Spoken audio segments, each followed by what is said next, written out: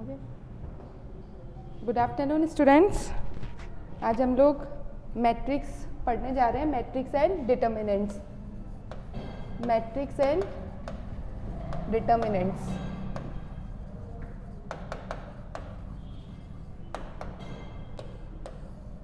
ये जो टॉपिक है ये आपके 12th का है और ये आपके IIT में भी यूज़ आएगा मैट्रिक्स। ओके स्टूडेंट्स, सबसे पहले हम लोग जानते हैं कि नंबर्स को अपन इस तरीके से लिखो। जैसे 4 नंबर्स मैं ले लूँ 1 2 3 4, उनको मैं इस तरीके से लिख सकती हूँ एक कॉलम वाइज, एक मैं उसको रो वाइज लिख सकती हूँ 4 नंबर्स को, और मैं उनको इस तरीके से लिख दूँ 1 2 3 4। तो अलग अलग तरीके से रिप्रेजेंट कर सकते हैं ना अपन नंबर्स को, अगर मैं कॉलम वाइज कर दूँ, रो वाइज कर दूँ, या फिर एक रेक्टेंगुलर एरे के अंदर उसको मैं लिख सकती हूँ। तो इसकी डेफिनेशन कैसे लिखेंगे? A set of mn numbers, a set of mn numbers arranged in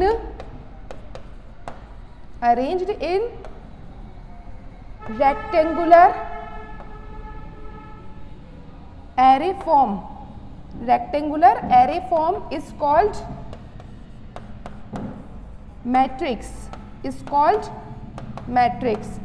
जैसे कि मैं नंबर को 1 2 3 4 को एक रेक्टेंगुलर फॉर्म में बना दूं, ये रेक्टेंगल बना दिया और नंबर को मैं इस तरीके से एक रेक्टेंगुलर फॉर्म के अंदर पैक कर दूं, तो ये क्या बन जाएगा आपका मैट्रिक्स। जैसे रेक्टेंगल में ऐसा बना दूं 1 2 3 4, या फिर मैं इन नंबर्स को इस तरीके से लिखकर इसको एक रेक्टेंगल में पैक कर दूं, तो ये सब फॉर्म क्या कहलाएंगे मेरे? मैट्रिक्स कहलाएंगे। ओके, अब है मैट्रिक्स। मैट्रिक्स बहुत सारे टाइप्स की होती है अपनी मैट्रिक्स। सबसे पहले अपना होता है row matrix. First of all row matrix क्या होता है? Matrix, row matrix. देखो जो मैट्रिक्स होती है उसको हमेशा एक कैपिटल लेटर से डिनोट किया जाएगा, capital A capital B. Matrix को डिनोट करने के लिए कैपिटल लेटर का यूज किया जाएगा। अब सबसे पहला है उसका पार्ट आपका रो मैट्रिक्स। रो मैट्रिक्स मतलब जिनको एक मैट्रिक्स को अपन एक रो में लिखा सके, उसमें ओनली 1 रो होती है। फॉर एग्जाम्पल जैसे एक मैट्रिक्स है, ए से अपन ने डिनोट करा मैट्रिक्स को और मैंने 1 2 3 4, ओनली 1 रो हो गई। एक रो के अंदर एलिमेंट्स को मैंने अरेंज कर दिया, तो ये हो गई ओनली रो मैट्रिक्स। सेकंड हो गई आपकी कॉलम मैट्रिक्स। सेकंड क्या हो गई आपकी? Column matrix. कॉलम मैट्रिक्स क्या होती है? ऐसी मैट्रिक्स जिसमें ओनली 1 रो हो, जिसमें एक ही रो हो, उसको क्या बोलेंगे? Column matrix.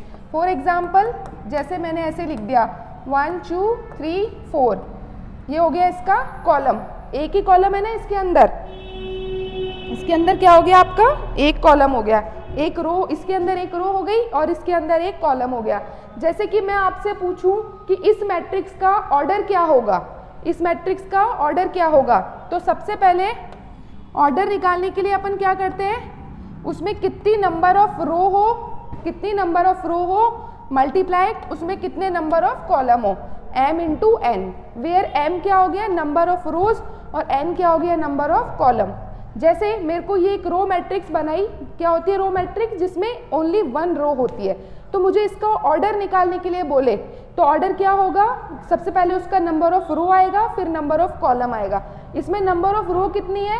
ओनली 1 रो है ना इसमें, तो ये तो हो गई 1 इंटू कॉलम कितने हैं इसके अंदर?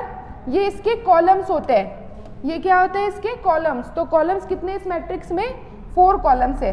तो ये हो गई 1 इंटू 4 ऑर्डर की, 1 इंटू 4 ऑर्डर की। इसको हमको मल्टीप्लाई नहीं करना है कि अपन 1 इंटू 4 इक्वल टू 4 कर दे। 1 इंटू 4 ऑर्डर की क्या हो गई? ये मैट्रिक्स हो गई। अब मुझे इसका ऑर्डर निकालना है, तो ऑर्डर क्या होता है? सबसे पहले नंबर ऑफ रो आती है इंटू नंबर ऑफ कॉलम आता है। तो इसमें नंबर ऑफ रोज कितनी है? 1 2 3 4, ये तो हो गई नंबर ऑफ रोज, और कॉलम हो गए ये, तो ये हो गए 1 2 4 इंटू 1।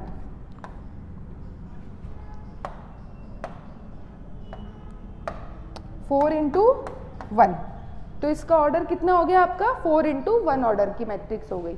आ गया क्या समझ?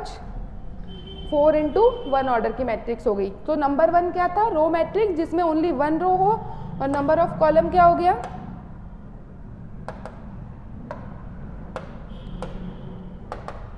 सो नंबर ऑफ कॉलम क्या हो गया आपका,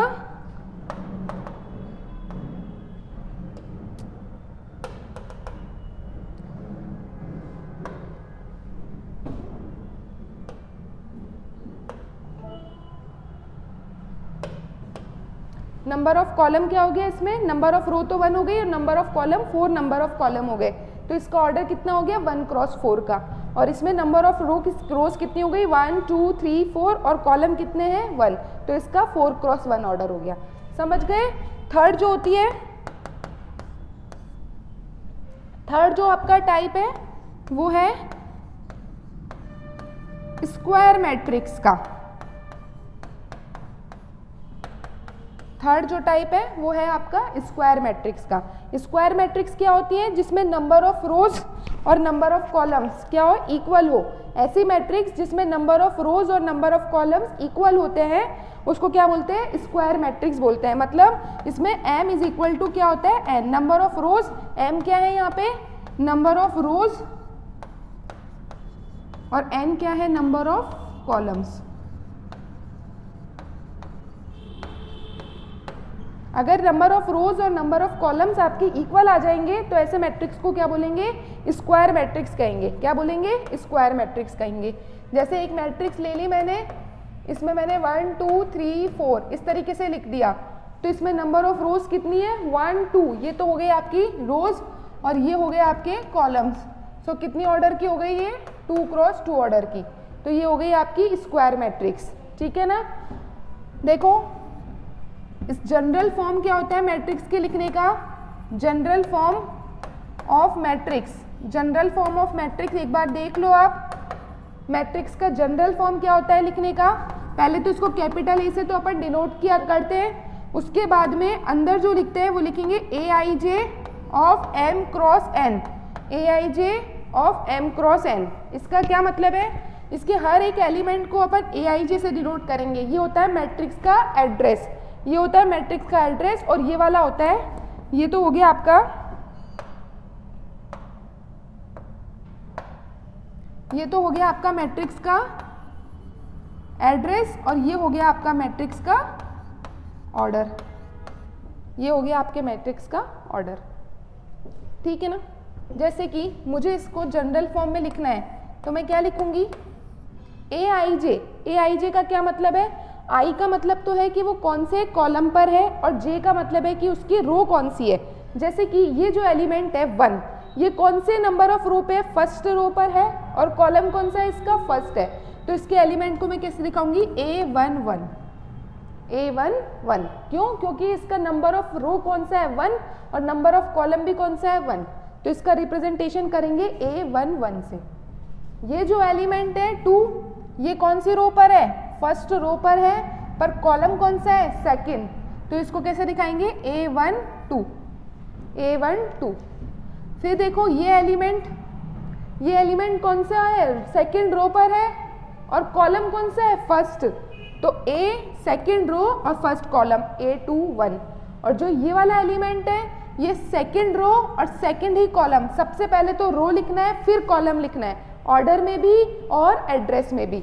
ये जो ऑर्डर है इसमें भी पहले नंबर ऑफ रो आएगा फिर नंबर ऑफ कॉलम आएगा, और इधर आई और जे में भी जो है पहले नंबर ऑफ रो आएगा फिर नंबर ऑफ कॉलम आएगा, तो इसको बोलेंगे A22। और ये हो गई 2 क्रॉस 2 की। तो ये जो इस तरीके का फॉर्म होएगा ये आपका जनरल फॉर्म होगा मैट्रिक्स के लिखने का। समझ गए। और जब ये दोनों ही नंबर ऑफ रो और नंबर ऑफ कॉलम इक्वल आ जाएगी तो इस टाइप की जो मैट्रिक्स है उसको क्या बोलेंगे अपन,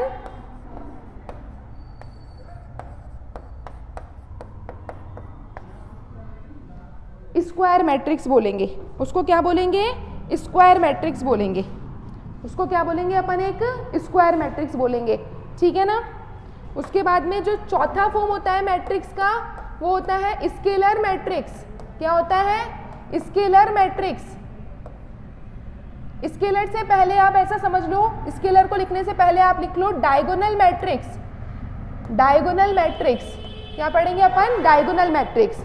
देखो जब अपन स्क्वायर मैट्रिक्स बनाते हैं तो मैंने क्या बोला कि उसमें नंबर ऑफ रोज और नंबर ऑफ कॉलम्स क्या होते हैं, इक्वल होते हैं। चाहे 2 क्रॉस 2 की बनाऊं या 3 क्रॉस 3 की, 4 क्रॉस 4 की, इस टाइप की ही मैट्रिक्स बनेगी। ऐसे नहीं बनेगा कि 2 क्रॉस 3 या 3 क्रॉस 2 की बना दूं मैं। हमेशा नंबर ऑफ रोज और नंबर ऑफ कॉलम्स इक्वल होंगे। जैसे कि मैं 3 क्रॉस 3 की कोई मैट्रिक्स लिखूं, जैसे कि मैं 3 क्रॉस 3 की कोई मैट्रिक्स लिखूं और उसका जनरल फॉर्म लिखूं तो क्या होगा बताओ, A11, A12, A13। क्या ये मैंने सही लिखा है क्या? ऊपर की तीनों जो एक रो के एलिमेंट, A11 का मतलब है ये वाला जो एलिमेंट है ये फर्स्ट रो पर है और फर्स्ट इसका क्या है, कॉलम है कि नहीं है? फर्स्ट इसका रो है और फर्स्ट इसका कॉलम है, फर्स्ट रो पर है और फर्स्ट ही कॉलम पे, इसलिए मेरे को A11 लिखा। A12 फर्स्ट रो है पर कॉलम कौन सा आ गया, सेकंड, तो मैंने A12 लिखा। A13 के लिए क्योंकि फर्स्ट तो कॉलम है और third row, sorry first row है और थर्ड कॉलम है, A13। अब यहाँ वाला एलिमेंट के लिए सेकंड तो रो हो गई और फर्स्ट कॉलम, A21। ये जैसे similarly A22, A23, A31, A32 और A33। तो इस तरीके की ये मैट्रिक्स का रिप्रेजेंटेशन कर दिया मैंने, एक इन जनरल फॉर्म बना दिया मैंने। ये कौन सी मैट्रिक्स हो गई, स्क्वायर मैट्रिक्स हो गई ना, क्योंकि इसमें रो और कॉलम इक्वल है। अब जो ये स्क्वायर मैट्रिक्स मैंने बनाई है, इसके ये वाले जो एलिमेंट्स होते हैं स्क्वायर मैट्रिक्स के, जो ये वाले एलिमेंट्स होते हैं इधर वाले, इन एलिमेंट्स को बोलते हैं अपन डायगोनल एलिमेंट्स या principal diagonal element. Principal diagonal elements, principal diagonal elements, principal diagonal elements कौन कौन से हो गए principal diagonal elements, A11, A22 और A33। ये क्या हो गए आपके प्रिंसिपल डायगोनल एलिमेंट्स, ठीक है, इस साइड वाले। और जो इस साइड वाले एलिमेंट होंगे इनको बोलते हैं non principal diagonal elements, non principal diagonal elements.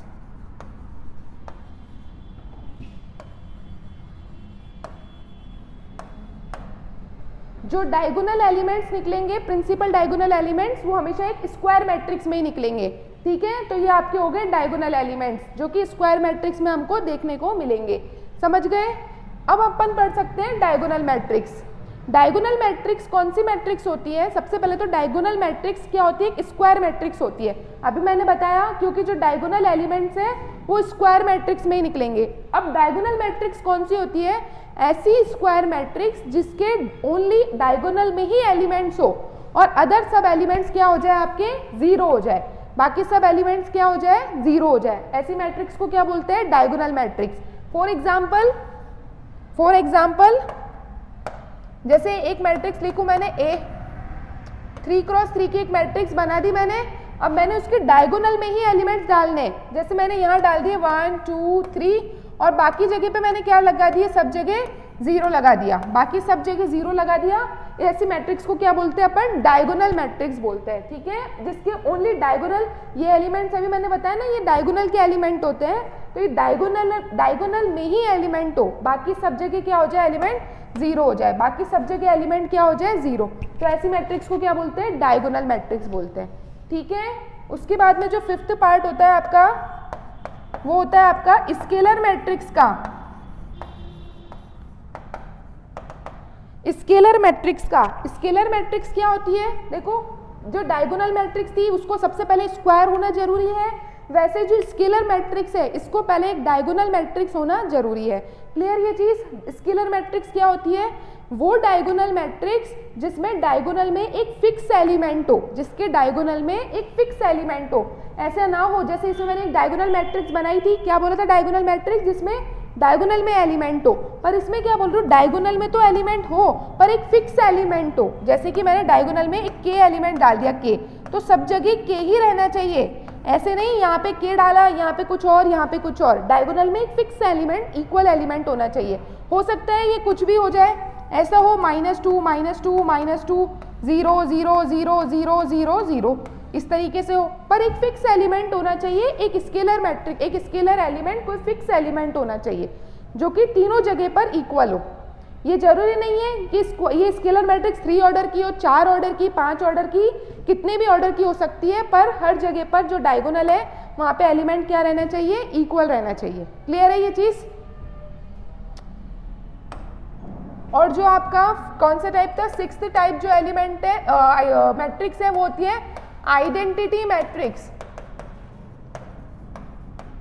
Identity matrix का जो दूसरा नाम है वो है आपका यूनिट मैट्रिक्स। आइडेंटिटी मैट्रिक्स बोलो या यूनिट मैट्रिक्स बोलो। अब क्या था, सबसे पहले अपन ने स्क्वायर मैट्रिक्स पढ़ा, उसका जो लिंक आया वो डायगोनल मैट्रिक्स से आया। डायगोनल मैट्रिक्स का जो लिंक आया था स्केलर मैट्रिक्स पे आया था कि डायगोनल स्केलर को बताने से पहले वो डायगोनल होनी चाहिए। अब जो आइडेंटिटी मैट्रिक्स है वो पहले स्केलर मैट्रिक्स होना चाहिए। डायगोनल मैट्रिक्स क्या होनी चाहिए, स्केलर मैट्रिक्स होनी चाहिए। तो एक ऐसी स्केलर मैट्रिक्स जिसमें जो वो अपन ने के लिखे थे डायगोनल में, उस के की वैल्यू क्या हो जाए, 1 हो जाए। के की वैल्यू क्या हो जाए, यहाँ पे 1 हो जाए, तो वो क्या हो जाएगी आपकी आइडेंटिटी मैट्रिक्स। जैसे मैं 3x3 की आइडेंटिटी मैट्रिक्स बनाऊं तो सबसे पहले तो वो क्या होनी चाहिए, स्केलर। तो स्केलर के लिए मैंने यहाँ तीनों जगह क्या लगा दिए, 1, क्यों के की जगह 1 लगाने और बाकी जगह पे मैंने क्या लगा दिया, 0। तो ये क्या बन गई, एक आइडेंटिटी मैट्रिक्स बन गई। इसी तरीके से 2 ऑर्डर की बनाऊं तो मैं क्या बनेगी, यहाँ पर 1 1 आ जाएगा और यहाँ 0 आ जाएगा। ये एक 2 ऑर्डर की स्केलर मैट्रिक्स है कि नहीं, पर इसका स्केलर क्या हो जाएगा, 1 हो जाए, तो ये क्या बन जाएगी, यूनिट मैट्रिक्स या आइडेंटिटी मैट्रिक्स। और 1 ऑर्डर की बनाऊंगी तो ये 1। इसका ऑर्डर कितने हैं, 3x3, इसका ऑर्डर 2x2 और इसका ऑर्डर 1x1। तो इस तरीके से आपकी ये यूनिट मैट्रिक्स बन जाएगी।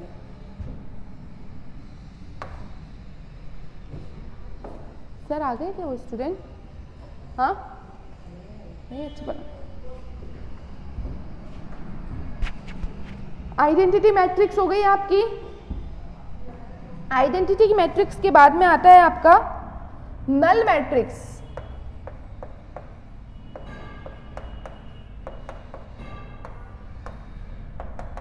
नल मैट्रिक्स, नल मैट्रिक्स का दूसरा नाम क्या होता है आपका, जीरो मैट्रिक्स। जीरो मैट्रिक्स, ठीक है, जीरो मैट्रिक्स। जीरो मैट्रिक्स तो नाम से ही समझ में आ रहा होगा, ऐसी मैट्रिक्स जिसके हर एलिमेंट ही क्या हो जाए, आपके जीरो हो जाए। तो ऐसे मैट्रिक्स को क्या बोलते हैं अपन, जीरो मैट्रिक्स या नल मैट्रिक्स, जिसमें कोई एलिमेंट ही ना हो। ठीक है, फॉर एग्जाम्पल 0 0 0 0, ये एक नल मैट्रिक्स हुई कि नहीं, जिसके सब एलिमेंट जीरो हो जाए, ऐसी मैट्रिक्स क्या होती है, नल मैट्रिक्स होती है। पर ये जरूरी नहीं है कि जो हम नल मैट्रिक्स या जीरो मैट्रिक्स पढ़े वो एक स्क्वायर मैट्रिक्स भी हो। जैसे कि ये एक स्क्वायर मैट्रिक्स है 2x2 का, ये एक स्क्वायर मैट्रिक्स है ना 2x2 का, तो ये 2x2 का स्क्वायर मैट्रिक्स है और नल मैट्रिक्स भी है। पर ये जरूरी नहीं कि हमेशा हम स्क्वायर ही लें नल को, जैसे मैं ऐसे भी ले सकती हूँ, ये भी एक नल मैट्रिक्स है। क्या ये एक स्क्वायर मैट्रिक्स है क्या, ये नल मैट्रिक्स तो है क्योंकि इसके सब एलिमेंट जीरो है, पर क्या ये एक स्क्वायर मैट्रिक्स है क्या, नहीं, ये स्क्वायर मैट्रिक्स नहीं है। क्यों, क्योंकि इसका ऑर्डर कितना है, ऑर्डर कैसे लिखते हैं, सबसे पहले नंबर ऑफ रोज, इसकी कितनी नंबर ऑफ रोज है आपकी, इसमें नंबर ऑफ रोज कितनी है, 2 है ना नंबर ऑफ रोज, और कॉलम कितने हैं 1 2 3, और 3 इसके नंबर ऑफ कॉलम्स है, 3 इसके नंबर ऑफ कॉलम्स है। तो इसका ऑर्डर 2 है और इसके 2x3 इसका क्या हो जाएगा, आपका ऑर्डर हो जाएगा। क्लियर है ना ये चीज। तो इसलिए ये वाली कौन सी मैट्रिक्स होगी, आपकी नल मैट्रिक्स होगी, बट ये स्क्वायर मैट्रिक्स नहीं है। स्क्वायर मैट्रिक्स में क्या होता है, नंबर ऑफ रोज और नंबर ऑफ कॉलम्स इक्वल रहते हैं, पर यहाँ पे नंबर ऑफ रोज 2 है और नंबर ऑफ कॉलम्स कितने 3 है। तो ये क्या हो गया आपकी जीरो या फिर नल मैट्रिक्स हो गई, जीरो मैट्रिक्स या फिर नल मैट्रिक्स हो गई। उसके बाद में नेक्स्ट मैट्रिक्स आपकी है अपर ट्राइंगुलर मैट्रिक्स।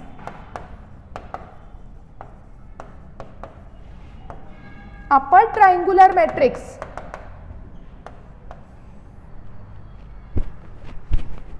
ठीक है ना। नेक्स्ट जो मैट्रिक्स है वो है आपकी upper triangular matrix. Upper triangular matrix होने के लिए भी सबसे पहले उसको स्क्वायर मैट्रिक्स होना पड़ेगा। सबसे पहले उसको क्या होना पड़ेगा, ए स्क्वायर मैट्रिक्स होना पड़ेगा, ए स्क्वायर मैट्रिक्स। सबसे पहले उसको क्या होना पड़ेगा, एक स्क्वायर मैट्रिक्स होना पड़ेगा। और एक स्क्वायर मैट्रिक्स को अपर ट्रायंगुलर मैट्रिक्स अपन कब कहेंगे, जब अपर मतलब कि प्रिंसिपल जो डायगोनल है उसके अपर में तो एलिमेंट हो, उसके अपर में एलिमेंट हो पर लोअर में एलिमेंट ना हो। ना हो का क्या मतलब है, सब एलिमेंट जीरो हो जाए। ऐसी स्क्वायर मैट्रिक्स जिसमें प्रिंसिपल डायगोनल के अपर में ऊपर तो एलिमेंट हो पर जो नीचे एलिमेंट है वो सब की सब क्या बन जाए, जीरो बन जाए। ऐसे मैट्रिक्स को क्या बोलेंगे, upper triangular matrix. For example जैसे मैंने एक मैट्रिक्स ले लिया A, ठीक है, इसमें इसको मैं पहले एड्रेस बनाती हूँ। ये क्या होता है, A11, ये होता है A12, ये होता है A13, ये होता है A21, A22, A23, ये होता है A31, A32 और A33, ठीक है ना। इसी तरीके से बनाते हैं अपन मैट्रिक्स। कितने ऑर्डर की है ये, 3 क्रॉस 3 की। अब मैंने को क्या बनाना है, इसको अपर ट्रायंगुलर मैट्रिक्स। तो सबसे पहले तो क्या ये स्क्वायर मैट्रिक्स है, हाँ ये बिल्कुल एक स्क्वायर मैट्रिक्स है। अब मुझे इसको क्या बनाना है, अपर ट्रायंगुलर। अपर ट्रायंगुलर का मतलब होता है जिसके अपर में तो एलिमेंट हो प्रिंसिपल डायगोनल के बट लोअर में ना हो। तो पहली बात तो ये तो आपका हो गया प्रिंसिपल डायगोनल, और ये हो गया इसका अपर साइड और ये हो गया लोअर साइड। अब लोअर साइड के एलिमेंट को मुझे क्या बनाना है, जीरो। तो इसको मैंने सबको क्या बना दिया, जीरो बना दिया। तो ये हो गई आपकी एक अपर ट्रायंगुलर मैट्रिक्स। अब इसमें प्रिंसिपल डायगोनल में जो एलिमेंट है वो हो भी सकते हैं और नहीं भी हो सकते, पर जो लोअर में एलिमेंट है वो बिल्कुल नहीं होंगे, वो क्या होंगे, जीरो। ओनली अपर में एलिमेंट रहने चाहिए, ओनली अपर में ही एलिमेंट रहने चाहिए। लोअर वाले सब क्या हो जाएंगे, जीरो हो जाएंगे। क्लियर है ना। तो ये हो गई लोअर अपर ट्रायंगुलर मैट्रिक्स। और सिमिलरली लोअर ट्रायंगुलर मैट्रिक्स क्या होगी,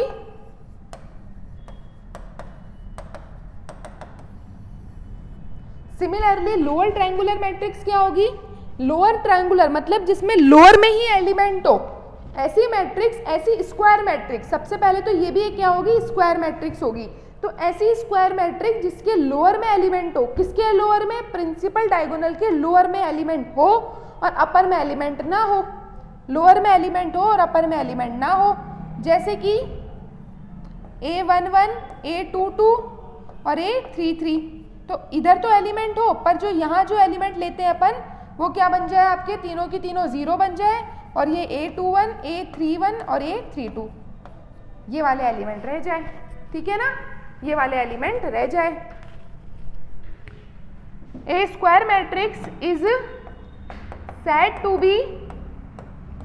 said to be upper triangular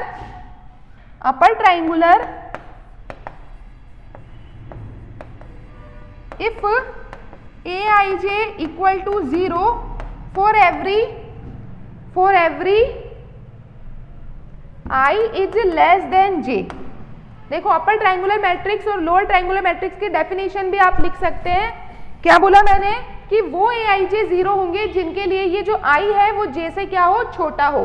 तो देखो यहाँ पे यही तो होता है, ये मैंने जीरो करा। इस मैट्रिक्स का एड्रेस क्या है, A21 है ना इसका एड्रेस। तो सॉरी ये वाला आएगा A is greater than j। A21 बनाया ना यहाँ पे और A21 लिखते हैं। तो देखो इसमें ये तो हो गया I और ये हो गया आपका j। तो I बड़ा है ना j से और वो वाले एलिमेंट क्या ले लिए मैंने, जीरो ले लिए। और इसी तरीके से लोअर ट्रायंगुलर में क्या होगा, Aij जीरो होगा और वो भी किसके लिए, for every I is less than j। I और I जो होगा जब j से छोटा होगा उसके लिए जीरो हो जाएंगे लोअर ट्रायंगुलर में और बाकी में एलिमेंट आ जाएंगे, है ना। तो ये हो गया आपका लोअर ट्रायंगुलर मैट्रिक्स और ये हो गए आपके सब मैट्रिक्स के टाइप्स हो गए कंप्लीट। हो गया सर आज के लिए तो